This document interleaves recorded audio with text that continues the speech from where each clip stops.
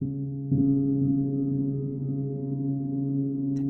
so, yeah, the big question here is the mystical experience associated with psychedelic use real? Yeah, and I'm using air quotes here. You know, a lot of people make the claim of seeing like ethereal beings. People talk about leaving their bodies, seeing dead relatives, experiencing alternate dimensions, heaven, hell, God, okay, all this kind of stuff. Is any of this real, or is it all just in your head? Well, first of all, everything that you experience is in your head, regardless if what you're experiencing is something that you would call objectively real or not. And I'm putting objectively real in air quotes, because what is real? Okay, what is the essence of realness? We can only draw upon our perception of the universe in this instance to determine that. That's all we got. And I hate to say this here, but I find that to be very extremely shaky ground.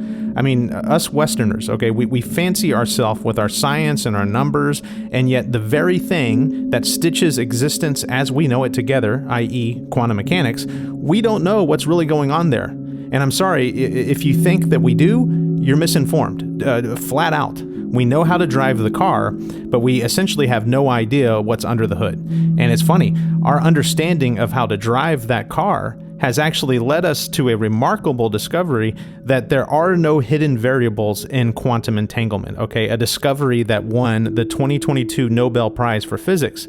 And this means, to use the actual physicists who won that prize, in their own words, that the universe is not quote-unquote locally real. And what does the word local mean in this context? Well, it means anything that is subject to causality, okay? Cause and effect, which constitutes everything that human beings know in this universe. The maximum speed of that causality is the speed of light, which is essentially Einstein's relativity. And here we are back to this 100 or so year old debate of quantum mechanics versus relativity. Quantum mechanics won, y'all. It won. So throwing the word local in here, that's just a cover your butt way of saying that everything that we think is real isn't. Okay, it's an illusion. Something, by the way, that the mystics have been saying going all the way back to ancient Egypt, and science is only just now catching up to this fact. And so if you're using this supposed existence as your yardstick to determine what is real or not, you are already off to a bad start. And so if none of this is real, well, then I can make the claim that whatever mystical things that happen on psychedelics are equally not real, or however you want to look at that, as existence itself.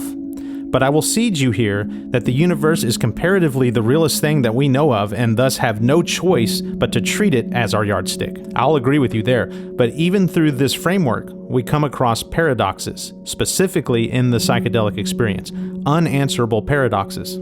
Much like quantum mechanics, we don't know what's going on with psychedelics. We know a tiny bit, but not much. And we know next to nothing about the mystical experience therein, which is the most important part, like the whole reason that people take psychedelics in the first place, okay? Excluding, of course, people who just take them for fun. More about those people later. But here's the thing. The little science that we do know proves that psychedelics temporarily disable certain neurological stage gates, okay, ones that just so happen to filter and thus limit our perception of the broader reality in which we exist. Okay, these stage gates filter that down because make no mistake about it, perception, cognition, or in other words, decoding the infinite amount of stimuli and information we're constantly immersed in, processing even the tiny bit that we humans perceive requires a lot of energy. And so for the sake of efficiency, we only perceive the essentials. The rest is either loosely papered over or not processed at all.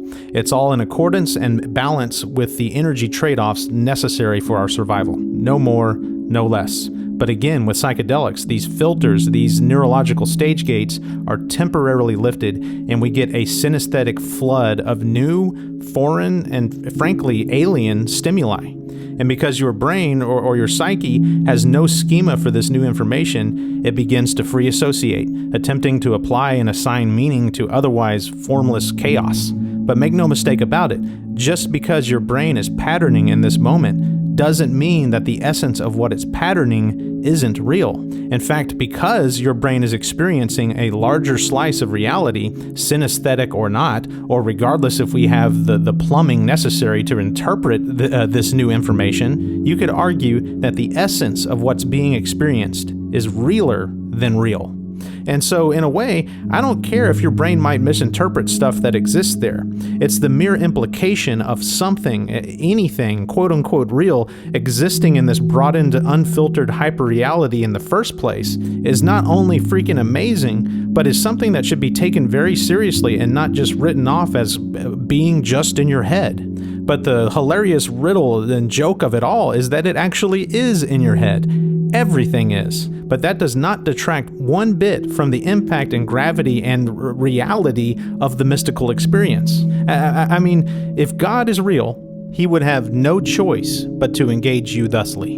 In your head. Period. There's no other way around it.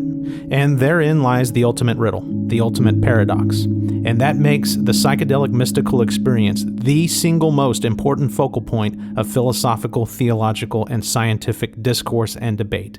We don't truly know what's going on here. Anyone who says that they have it 100% figured out is lying.